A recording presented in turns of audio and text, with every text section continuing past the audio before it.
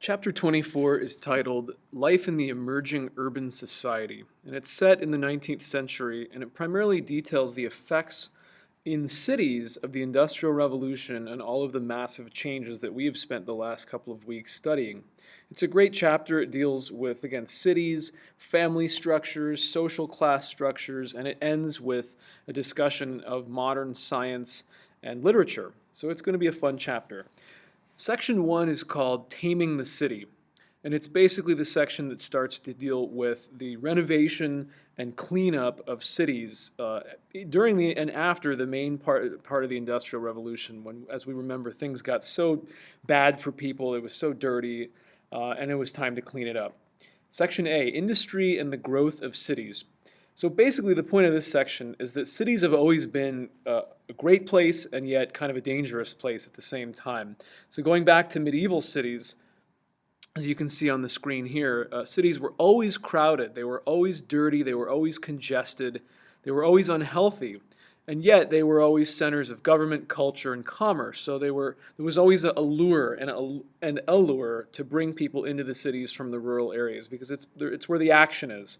Most medieval cities were known as walking cities, where basically everything was within walking distance. There was no point in having a shop or a house far away from the city, or no one would come to it. You had to walk everywhere. Walking was it. Diseases were always high in medieval cities. Death rates were often higher than birth rates.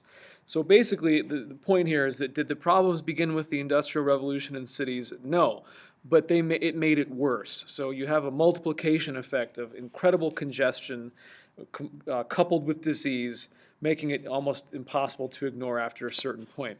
So the problems in cities, in medieval cities, got worse when industry came in the form of factories. And you see on this picture here, you've got now not only really overcrowded cities, but particularly dirty ones.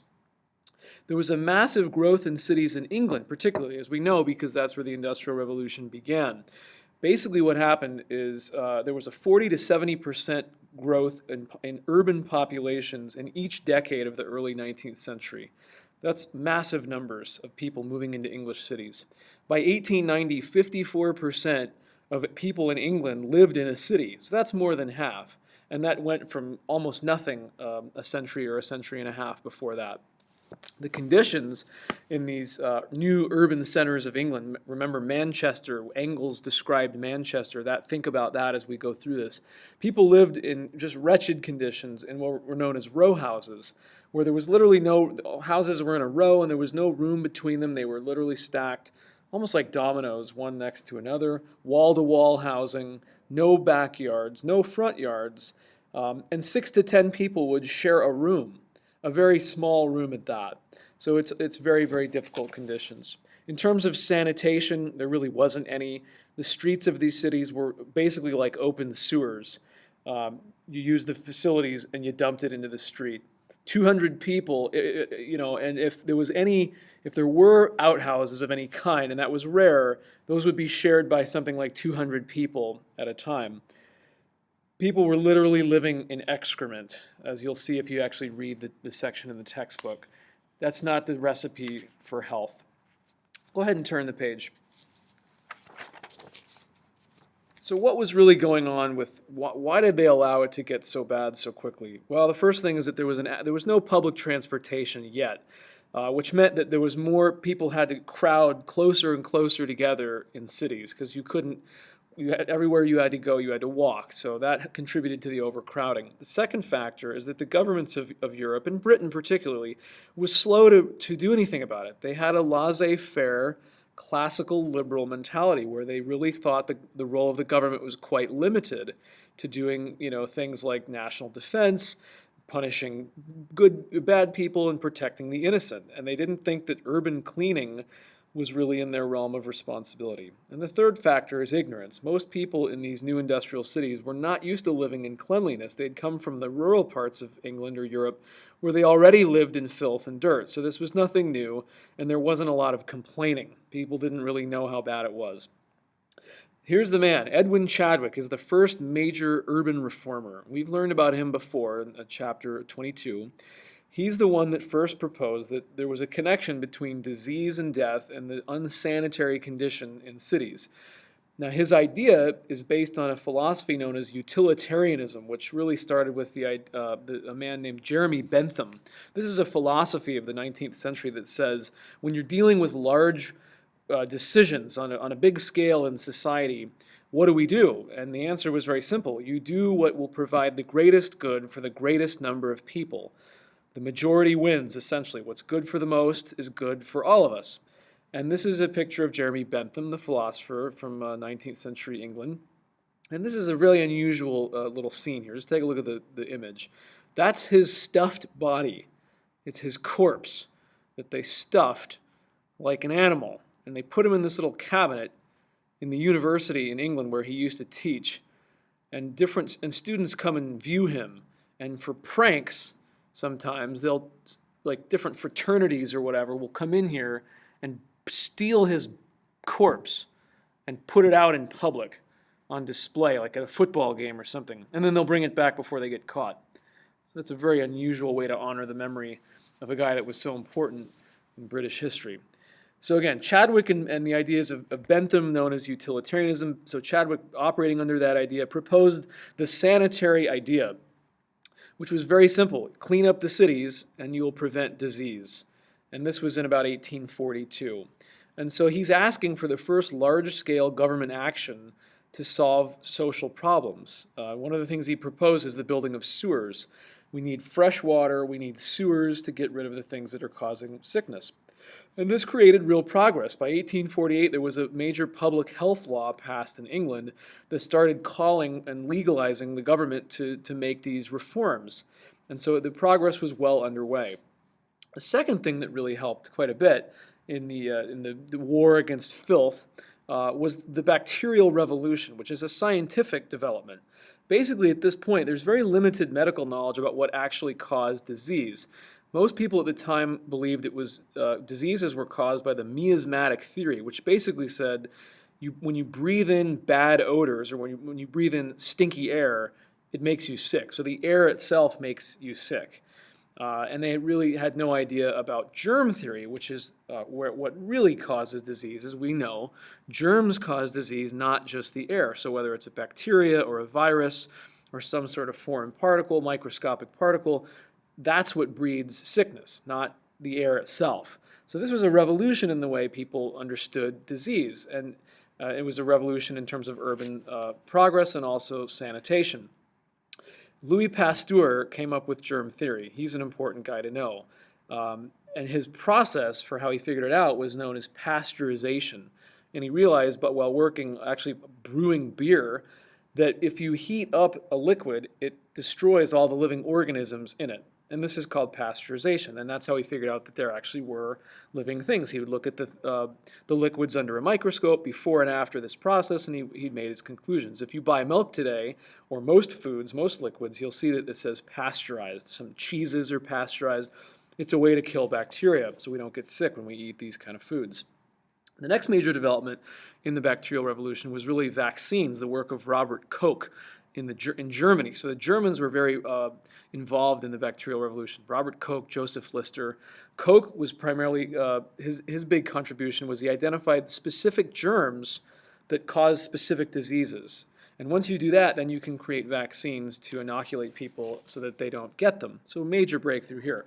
And then we finish with Joseph Lister, who developed what was known as the antiseptic principle, which said you basically have to sterilize things in hospitals, operating rooms, which are full of bacteria. And if you operate on someone with dirty equipment, they're going to contract diseases. So whether you boil the equipment in boiling water or put some sort of antiseptic chemical on it, that's the main contribution of Lister. So it revolutionizes medical care, and people used to get more sick going into a hospital than leaving it. And now the hospitals of Europe and later America become some of the safest places to go because of this antiseptic principle. So by 1910, the bacterial revolution plus the sanitary idea of Chadwick made dramatic gains. The death rates in cities were almost less than that in rural areas, which was a remarkable shift, because before this, if you moved to the city, sometimes it was almost a death sentence. You were almost certain to catch a sickness and die, and it was safer to be out in the rural areas, but now that's finally reversed. Go ahead and switch over to page 3. Section C, and the last one of today's notes, is called Urban Planning and Public Transportation.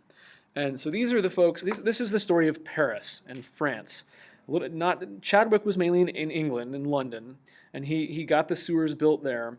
But the most famous story of all in terms of urban renovation is in France, under the rule of Louis Napoleon, who took over after the 1848 revolutions. We learned about that in the last chapter.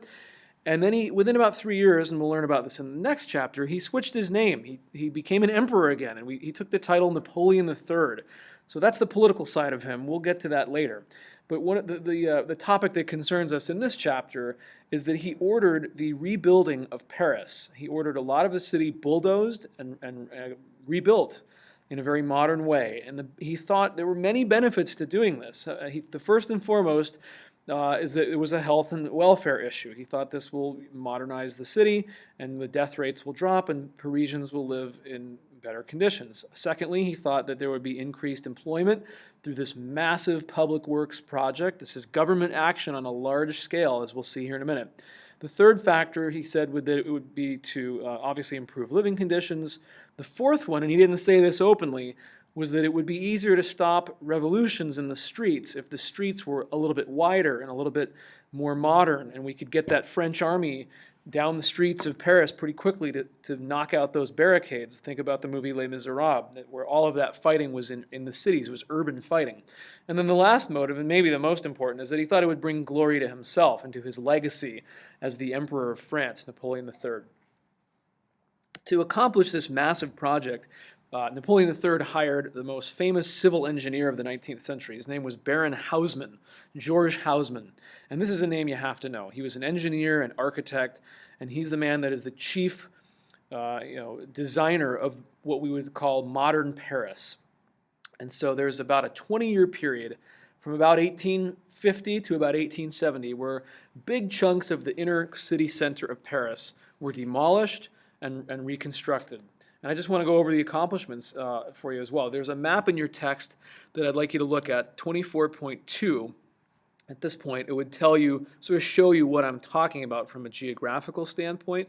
But basically, through the work of Haussmann, and there he is, with his neckbeard, this is what Paris looked like before. Medieval, crowded, congested. I'm just going to show you several slides here. This is before the renovation. You can just see how unpleasant it would have been to live here. Sort of neat looking in a black and white sense from a photography standpoint, but from an actual living situation, it's not something you would have wanted to see. So here are some of the, in the red on this map, you'll see some streets that were built that weren't there before. So they tore down old buildings and they built streets, new, broad, modern streets. So they bulldozed slums and they built roads. So I just showed you the slums. Here are the roads. Here's a drawing of what this must have looked like, to tear down big portions of the city and work at night. They have looks like big spotlights on the construction site. Looks like, if you've ever been to Ground Zero in New York City, I went there pretty quick, shortly after 9/11, and that's what this looked like. It was just a giant hole in the ground, and they were building the new buildings that are now finished, of course, in New York. But to see a giant construction site of that scale was pretty remarkable. Slums, roads, public parks. They built two brand new public parks, one on the west side of the city, one on the east side of the city, sort of based on your social class. You would go to either one of those based on your class, but everyone had these massive public parks at their disposal at this point. Again, more pictures of the construction sites and the renovation of Paris. And here's an example of what was done. Look at the old picture on top, and then the before and after.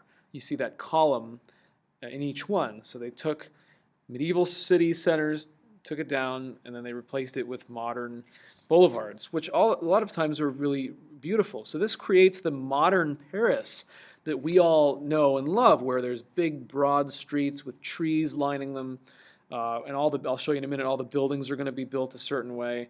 Look at some of these streets that they carved into the old medieval center. This is the Arc de Triomphe that we studied a little while back.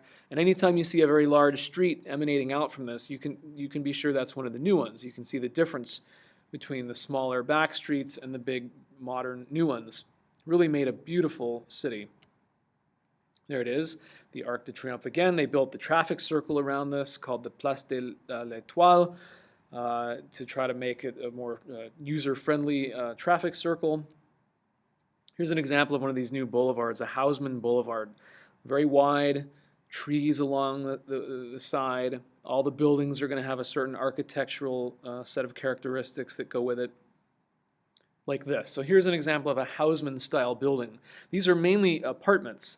So on the ground floor, the street level, there'll be shops, and these buildings are all 6 stories, counting them up, and there's about 5 floors of apartments, and then an attic where you could get a cheap room if you were poor, and then again a beautiful facade along the front of shops and restaurants, cafes. This is how most of Paris looks. All of this style of architecture was the work of Haussmann. He designed this type of building and said to the construction workers and the companies that worked for him, you need to build this style of building all over Paris so that there's a unity to the city. There's a beauty and a unity everywhere we're going to look. Here's a painting of it, of a new public square looking down one of these broad avenues toward the new Opera House, which we're getting to next. So another part of the renovation of Paris was the construction of really large public buildings, government buildings. Sometimes we'll see museums, and in this case in Paris, the biggest opera house in the world at that time was part of this urban planning. We need a new opera for a new city.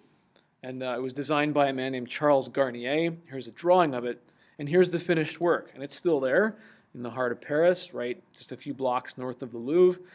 And this is a beautiful building, and it's part of one of the showpieces of the urban renovation of Haussmann. If you know anything of the story of the Phantom of the Opera, that all was set right here in the Paris Opera.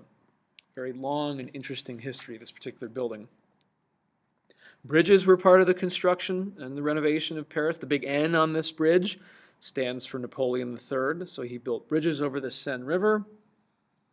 And then, maybe most important of all, a huge sewer system was constructed in Paris, underground, for the first time. And here's a couple of old pictures of that to carry the sewage away. So all these things are really revolutionary, and they all happen very fast, again, about a 20-year period. And the last thing, train stations. Several large train stations, like the Gare du Nord, are built with new railroads coming and going to facilitate transportation. So we're talking one of the biggest urban planning projects of all time. And there, last but not least, public toilets. This is another element of the Haussmann project, providing sanitation even at the most basic level. And if you remind me in class, I've got a great story about public toilets in Paris. Not as easy as you might think. This became a model. What was done in Paris served as a model for other cities. This is Vienna, Austria. They did the same thing. They tore down medieval centers and they built what was known as the Ringstrasse or Ring Street. They tore down medieval walls and built big boulevards where there used to be city walls. And then along those roads, they put government buildings, art museums, more opera houses. So this, again, became a model all over Europe. Started in Paris and went everywhere else. In terms of mass transportation, this was sort of the last phase of the Haussmann project. It started off very simple with things like horse-drawn streetcars in about 1870 is the year here.